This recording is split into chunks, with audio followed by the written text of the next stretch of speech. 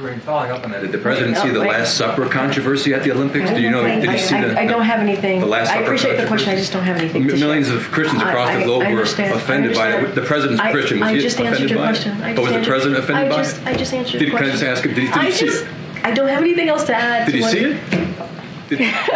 Thank you so much. He was asked when he'd go campaign for Vice President Harris, and he said, "Well, I did today." I was wondering if there was yesterday, was there a campaign element to yesterday? Was he sort of talking broadly? I just wondered if you could help us. So, when are you going to go on the campaign for the Vice President? Oh, I did today. If you could help us. So, as you know, the president gave a little. Is this when we came back at 1:15 a.m. and 1:15 a.m. on the South Lawn? The president took a couple of your colleagues' questions. I think he was. I did not ask him about that particular answer. My guess is he was speaking more broadly.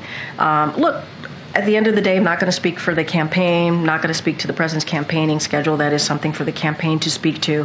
But they are partners in this administration. The president and the vice president, as you know, we announced SCOTUS reform at LBJ Library just yesterday in Austin, and that was an important moment.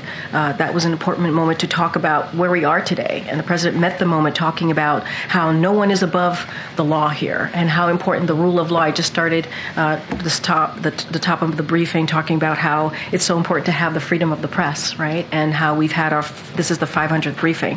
It is also important for our democracy.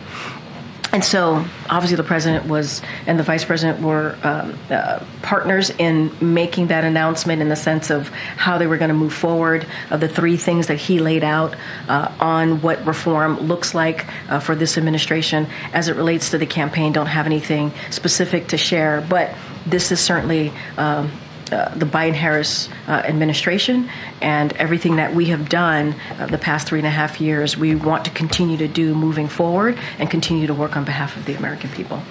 I mean, this is a president that was on the Judiciary Committee for almost the 36 years that he was president, right? If you think... Yes, on the filibuster? No, I actually answered this. I said, we're going to have a healthy debate with Congress on what this is going to look like. The president laid out the three ways that he sees moving forward.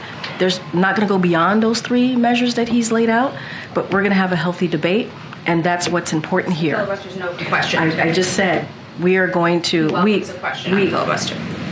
We welcome a healthy debate on how to move forward. He put forth three ways to move forward on this, on really dealing with SCOTUS reform, and I just laid out some conservative legal experts who agree with us, at least on the term limits. They've been very clear as well.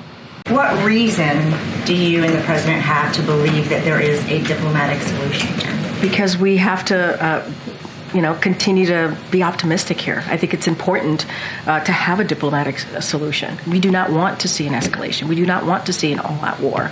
Those conversations happen, the diplomatic conversations. Obviously, I'm not going to get into private discussions from here, but it is important. It is important for the people of Israel. It is important for the Lebanese people to live in safety, to get back to their homes, and that's what we want to see.